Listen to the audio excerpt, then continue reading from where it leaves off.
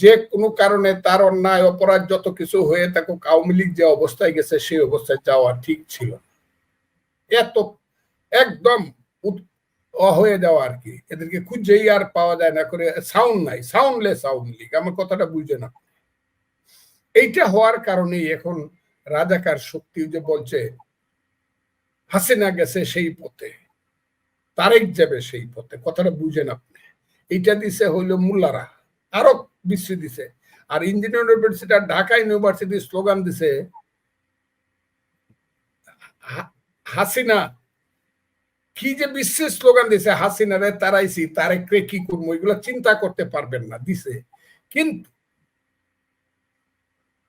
যদি আওয়ামী লীগ এত লুকি না দিত, রাজাকাররা এত তাড়াতাড়ি তারেক রহমান বা বিএনপির বিরুদ্ধে এই ধরনের স্লোগান দেশা। কিন্তু এখন আবার বিএনপি আবার অন্তত এইটা আইসা গেছে যে রাজাকারের হাতে দেশ ছাড়া যাবে না, এটার জন্য একটু অপেক্ষা